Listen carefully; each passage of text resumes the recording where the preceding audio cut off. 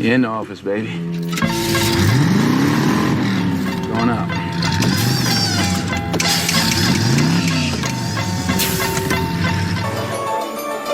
I want the fortune, motherfucker fine. I want the Bentley, motherfucker right. God please forgive me, this shit I'ma kill. This shit from my soul, this shit from my spirit. Can't go nowhere if you ain't got no vision. Can't go nowhere if you don't know the distance. Fresh hair, Sunday school, class Christian. Fresh hair, Sunday school, fight with me. False new crock. What you tried to do, you couldn't destroy me. I'm still standing. I'm still strong.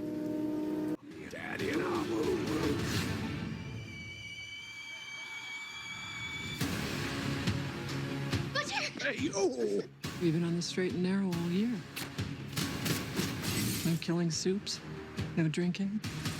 Even followed Hugh Campbell's orders without strength. What's going on, YouTube? We back in the Low Key Cave, Keyshawn Knobs YouTube page, aka Mr. Low Key, and we back with another TV show review. This time we got The Boys Season 3, Episodes 1 through 3 review. I know what to expect going into The Boys, but it be that extra shit, that extra mile they go to have you sitting there looking at an episode like, nah, bro, come on, no. And they didn't wait 2 episodes. They didn't wait 3 episodes. They hit you with this impact in episode 1. And you sit here just watching this episode, going along with it. You know what The Boys is. You know what to expect in The Boys. But what we got with, I guess you would call it an Ant-Man parody with this character called Termite, I did not expect it. I just did not expect it, man. And I'm telling you, I don't think nobody in this world was expecting that. You always get the jokes about Ant-Man going up in Thanos' ass or whatever and exploding or whatever. They take that shit just to a whole nother level with this episode in particular, as far as episode 1. And that's what we just getting started with. Overall, though, we are back with everybody. You know, Homelander, craziness, the Butcher still going after Soups. Huey is actually working I don't say he's working with the Soups, but he's basically working with some type of form of government that's keeping an eye on the Soups. But little do he know that he's actually is working for a Soup as far as Victoria, the person who's pretty much exploding heads or whatever. But going into this season, a lot of the focus, even with me, was the whole introduction to Soulja Boy.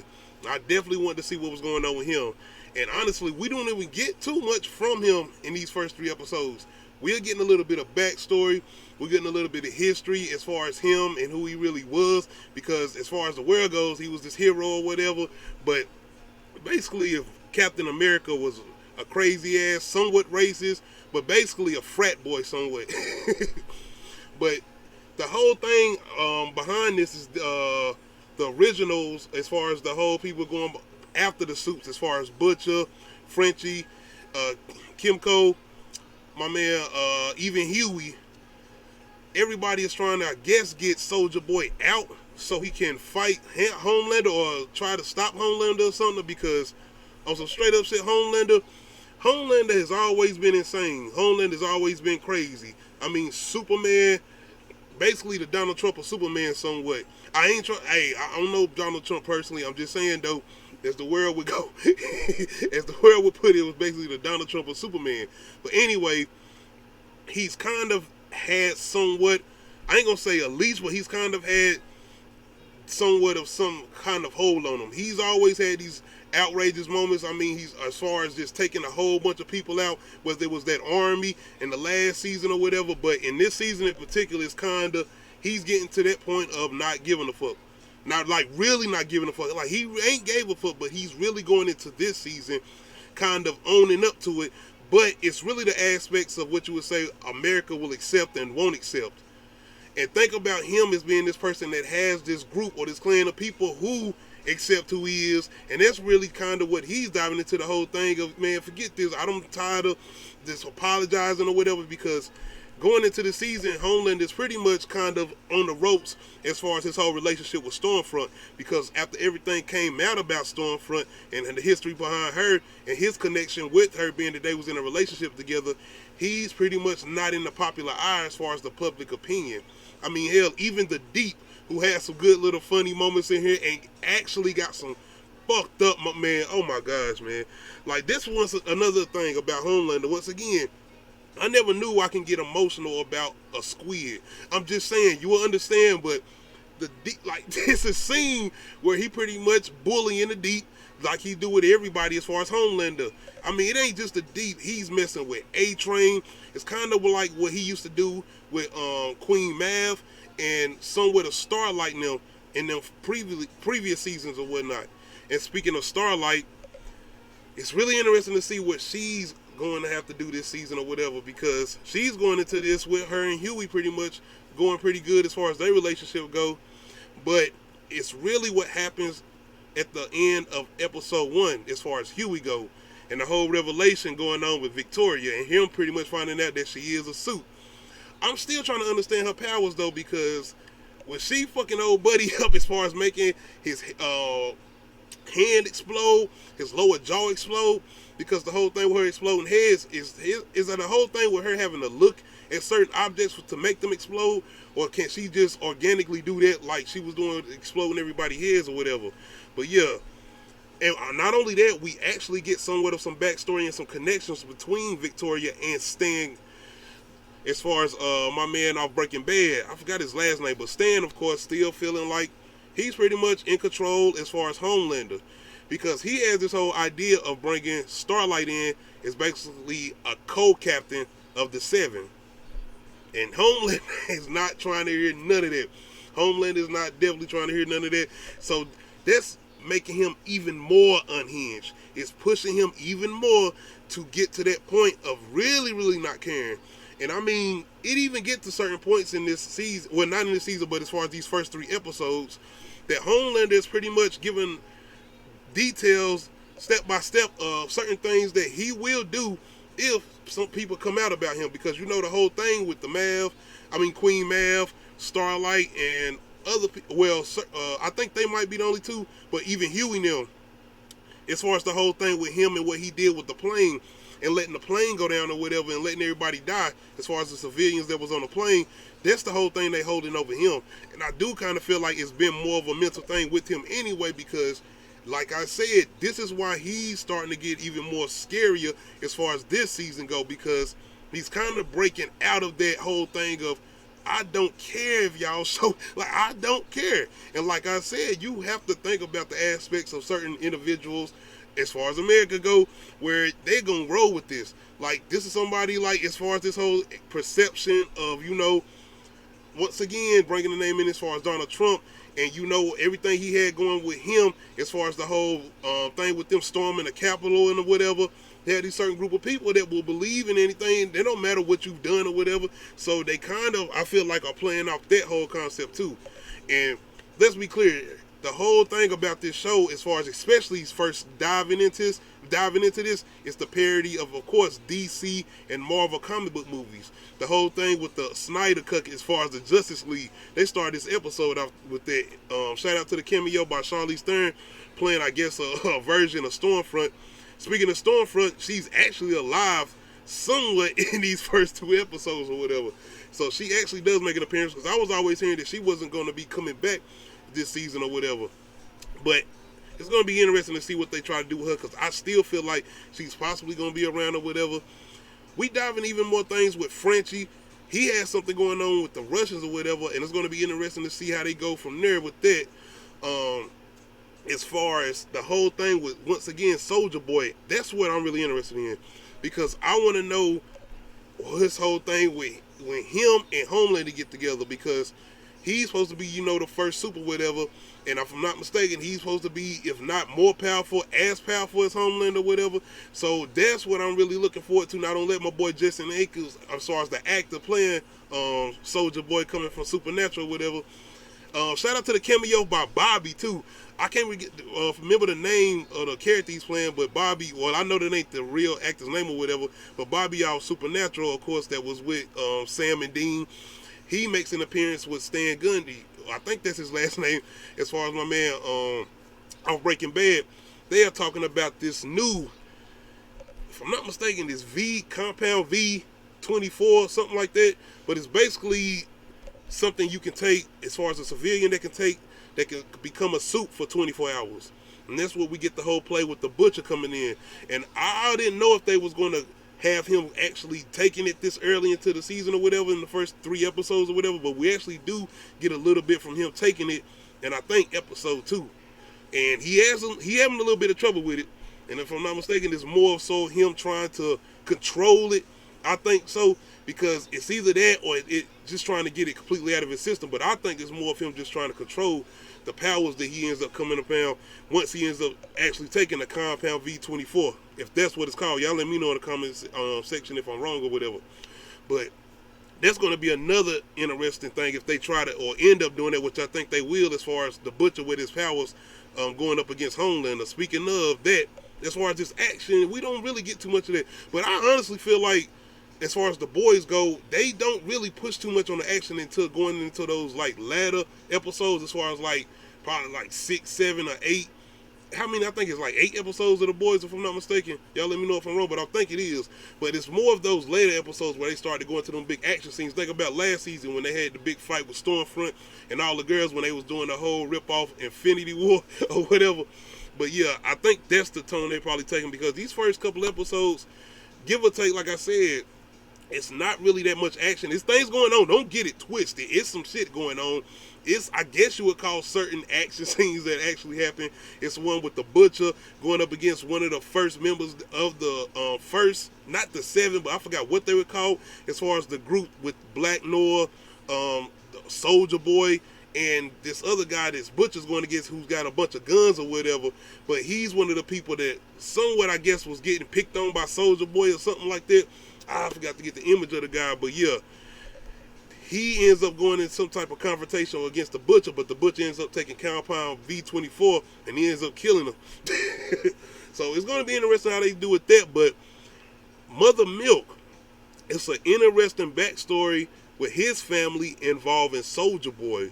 And like I said, you have the whole parody, of course, the boys doing the whole thing with ripping off, well, not ripping off, but doing the whole satire as far as comic book movies or whatever, being DC and Marvel.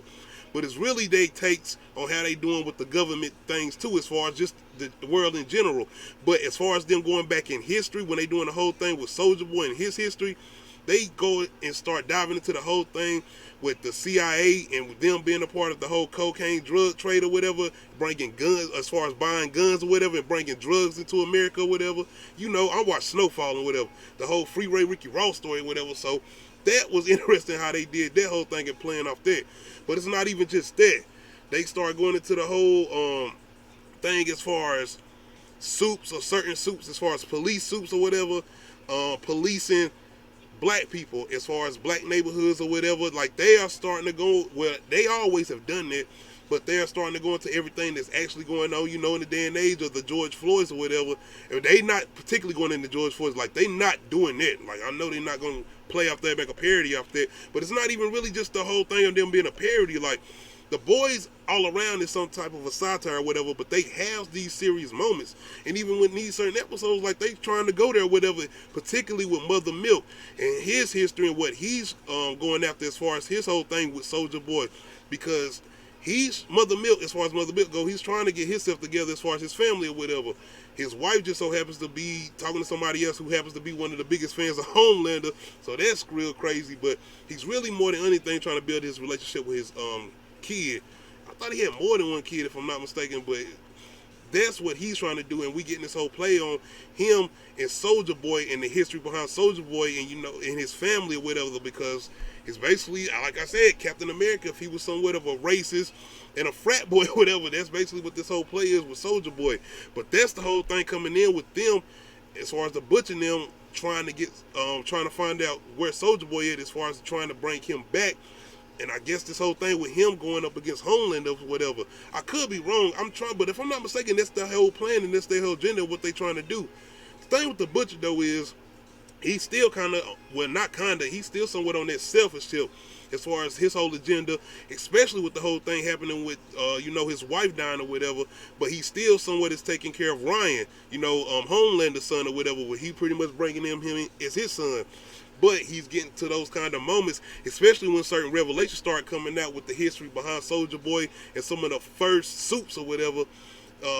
it kind of starts to make him go on that edge again and start to really try to rebel, even with Ryan or whatever. So it's really going to be interesting moving forward, seeing how he starts to do as far as his relationship, especially with Ryan, being that he's starting to rebel again.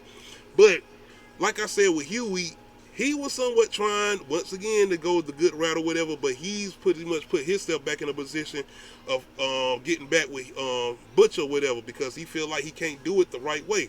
And I think that's where kind of a play gonna come in with them. Maybe him taking the compound V24 or whatever, or other people as far as the members of the whole Renegade group or whatever, as far as Butcher, Mother Milk, Frenchie, Kimco, and Huey. I know Kimco already got her powers, but out of Frenchie, Mother Milk, I don't see Mother Milk taking it or whatever, but I can see maybe Huey taking it. I could see that. So that's where you get the whole play in with Starlight staying into position as far as dealing with Homelander. Because once again, they had this whole thing with trying to hold over Homelander head as far as the whole thing with the plane or whatever, but he's starting to come into that whole play of not really caring. So now with Huey trying to come back into play as far as going back after the Supes or whatever, in particular Homelander, he's basically trying to ask Starlight to basically stay in her position as far as her being a part of the Seven, but not only that, her being the whole co-captain or whatever to Homelander. And this whole play, they got a whole thing going on because they're trying to bring in new members to the Seven, being that the whole thing with the D and A-Train, and A-Train ends up coming back because he did get kicked out, if I'm not mistaken, last season. And speaking of A-Train, he has a couple things going on. Black Noir, I want to get the A-Train, but Black Noir, they kind of get a little bit of history with him in these first 3 episodes, but it's really not going on. The people who really not getting that much attention, especially in these first 3 episodes, is really Queen Mav, I feel like, and Black Noir. Out of them, I feel like A-Train even is getting a little bit of play because they're trying to play the whole thing off him and his whole urban image or whatever. Not really urban image, but him trying to connect with his whole thing as far as being black or whatever. You know, they started, once again, the whole playoff, you know, cop killings or whatever. They started going to that whole thing, mixing it in with, you know, Supes, cops or whatever, police in the black neighborhoods or whatever. So you got this whole thing with him trying to basically get back in touch with his whole black side or whatever. He even tried to change up his whole outfit or whatever. That shit look crazy, man. But yeah, they really trying to do something else with A-Train, but he pretty much still getting getting bullied by Homeland or whatever. And I don't know why I always go into it's only 3 seasons, being that we just starting with this new season as far as this being season 3. But I was thinking maybe they was going to have some type of play with Homelander, maybe, because you know, you had the whole thing, you know, everything he done been through. Like, the nigga is not even, like, I ain't saying he not real, but he's a test subject. He never really had no real upbringing, whatever. He was basically tested all the time, like, everything he's been through, and people, you know, always used to say something about kind of feeling sorry for him, but going into this new season and the shit he's pulling off, I'm telling you, like, it's so many things without him even technically using his powers, the shit he doing. It's a scene in particular where he on a roof talking to this girl. He supposed to be talking off the roof. But the shit he said to her and the way it plays out and the way it ends up going, it's like, nah, man. And the things he's in particular doing with A-Train and the Deep, man. The shit he makes the Deep do. And I forgot, I think it's episode 3, man. It's wild, bro. But like I said, it really ain't got nothing compared to what I see with this whole playoff Ant-Man and this guy, as far as this dude that can shrink like Ant-Man called Termite. It's, man, I'm telling you, nobody I feel like was prepared for them to do what they did with that. But like I said, that's only the first 3 episodes. But I feel like this is definitely the standout moment. Like, it's one thing for y'all to be talking about somebody climbing into somebody's ass as far as the whole thing with them playing around Ant-Man doing that to Thanos, but they just did something completely else with this. It was like, my whole thing was, how do that feel? Like, what? Not how do it feel, but my man is sitting here like, I'm like, dude, why does this supposed to feel good to you? Gay or not gay, whatever y'all doing, why does this supposed to feel good to you? I don't get it. But anyway, man, that's just that. Like, that scene in particular, to me, it stands out above all the gore and everything they doing, because I feel like the boys is already always did what they did with going whatever, and they got a lot of explosions, a lot of that going on in here. Shout out to my girl who basically playing the play off Scarlet Witch, who we just watched in Doctor Strange. She got a lot of explosions here or whatever, but it's really what's going on with Homelander. I feel like, especially in these first 3 episodes, and feeling like how they gonna do the whole play with him, being that he's starting to really come into his own as far as feeling himself and feeling like he can do anything he wants to do. And like I said, I think one of the more intimidating scenes with him, and when he talking to Starlight and telling her into detail what he will do if she shows that video, or if anybody shows that video, how places he's going to destroy, like everything, like he's telling you what he's going to do. So, excuse me, I clear my voice. It's really interesting to see where they're going to go with that, especially him. But I cannot wait. To me, the build-up, the real build-up, is Soulja Boy coming back into the modern day. But not only that, him and Homelander coming into play. Because I've been hearing some things about something that happened in the comics that they leading up to or whatever, that they might be playing off of. I don't know, but it's supposed to be something real crazy as far as something between Homelander and Soulja Boy. But I don't know. But I'm really, really interested. Like I said, we do not get a lot with Soulja Boy. We started to get somewhat of some backstory, I think, in episode 3, and we started to get like flashbacks, especially when the Butcher is talking to one of the government agents that he happens to been working with or whatever, and one of the people that's been taking care of Ryan or whatever while he's doing what he's doing, whatever. But it's really going to be interesting to come into play with that. But not only that, how Huey is still going to be dealing with the situation with Victoria, but the history between Victoria and Stan, I wonder how they're going to play off that, and whether they're going to put her in a bigger position, and is it going to come into something where Homelander takes out Stan? Maybe they building up for that. I don't know. But like I said, these first 3 episodes did not let me down. They definitely brought in shit that I was not expecting. This scene in particular, I do not think we are going to get no scene that's going to stand out bigger than this scene throughout for the rest of the episodes as far as the boys go. They could come in with some crazy shit. I don't want them to, let's be clear, but I'm just saying, it's going to, like, I am not expecting them to do no more crazy shit than they did with the whole play with Ant-Man. Like, think about when you go to watch the new Ant-Man movie that's about to come out with Jonathan Majors, who's supposed to be playing Kane the Conqueror. Like, you going to go right back to this scene. Maybe you won't. Maybe that's just me. I'm sorry, man. I'm just saying, man, I was not expecting them to go that far with that, man. I actually stopped. Like, I straight up stopped. I didn't know if I was gonna finish the episode. I'm just saying. But anyway, man, I definitely enjoyed this first 3 episodes. I cannot wait, because if I'm not mistaken, in some of the episode 4 promo, we actually want to get some more Soulja Boy, whatever. Him actually coming to the modern day, if I'm not mistaken. But I'm definitely ready for that introduction, especially the whole thing between him and Homelander. But it's really going to be interesting with this whole plan they're supposed to be making as far as Butcher, Mother Milk, and Huey, whatever, bringing Soulja Boy back into the picture, especially with the whole history between him and Mother Milk and his family, whatever. So I'm interested in that. And after everything that's done happened, especially after Homelander does what he does in the end of episode 3, I'm really curious to see where Stan is going to go with this, being it seems like he doesn't have the same control that he thought he had over Homelander. So I'm interested to see where they're going to go with that.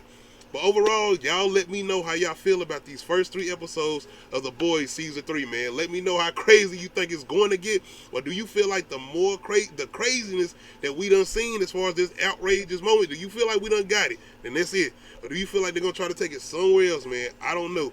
But y'all let me know in the comment section definitely how y'all feeling about The Boys Season 3 and these first 3 episodes. Make sure you hit that like button. If you're not subscribed to the channel, make sure you hit that subscribe button. Make sure you hit that notification bell, let you know when I upload new videos. This is the road to 600 subs. I was about to say 500, my bad. But this is the road to 600 subs. Other than that, man, we out. Without strangling you. Now you're just being cruel. Or maybe you're not such an asshole. People have superpowers.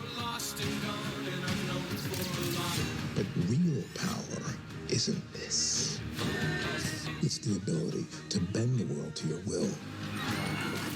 So I went out there broke. I wasn't even thinking about acting. I was just thinking about surviving.